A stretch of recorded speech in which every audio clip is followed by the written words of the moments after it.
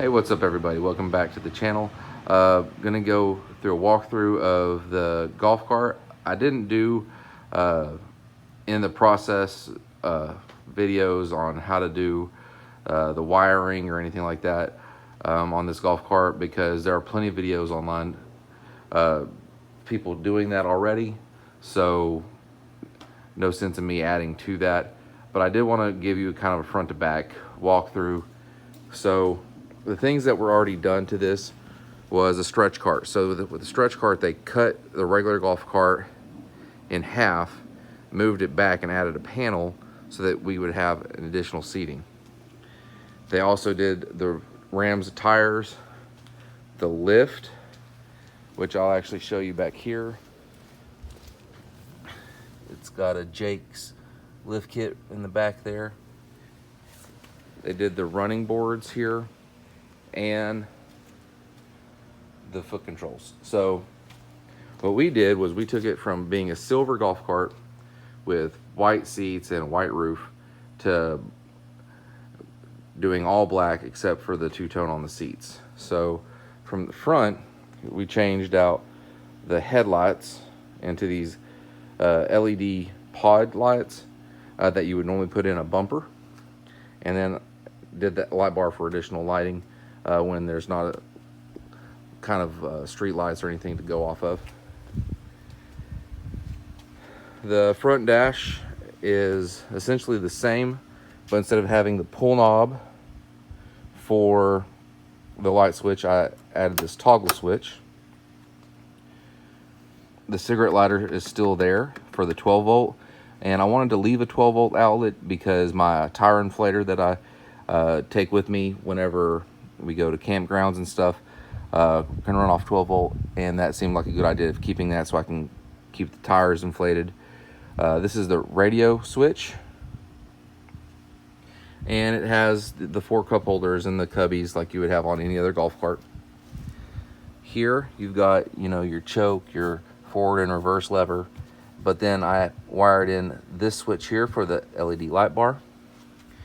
The seats were custom done by my mother. This is boat vinyl, and then she quilted this for us.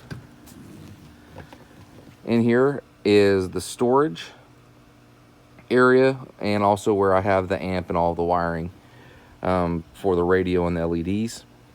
This is actually for underneath the golf cart. We have LED lights that go on both sides, in the front and back, that we can change the different colors and the way that the lights are being shown. We've got boat speakers, and then this is radio here.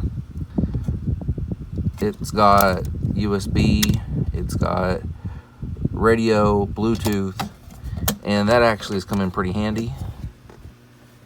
And then at the front of this seat, we have USB charger. That's the antenna for the radio. This is a gas golf cart, which has worked out well for us and is actually preferable for what I'm needing, because if I need more gas, I can just take more gas cans with me, and I can take this out to the acreage or campgrounds or really anywhere I want to go and not worry about losing charge. This is the rear facing back seat, and it does lift up right here if I want to turn it into a flatbed, which can add utility for it, so I can take it hunting, or if I'm doing something over at the nearby softball fields or something, I can use it more of like a trailer or just like a flatbed pickup. I have this bar here, and this is a safety feature that you'll see a lot of golf carts with these rear facing seats have, and it's not that I really feel like I needed this part, but in Texas, if you have the orange reflective triangle here, and then I've got a license plate on this other side here, that was only like $10 to $14. This makes me legal on the streets with the combination of the lights that I have plus those things there. And then up here at the front, we have an additional 2 USB outlets, so that way the passengers in the front seat and in the back seat can charge their phones, and we can actually use this for more than just cruising around the neighborhood. So we went with this as opposed to like a Can-Am or a Ranger, because a lot of the campgrounds that we go to, you can bring your own golf cart, but you can't bring a Ranger or a Can-Am. And then it's just been something really fun for us to have and drive around the neighborhood, pick the kids up off the school bus during the school year. And the only additional things that it may need in the future, we have looked at some seat belts so that the smaller kids in the back and the front can clip in. And we've also looked at some extra storage for various things. But other than that, this is a completed project. So thanks again for watching, and come back next time for the next adventure on the channel.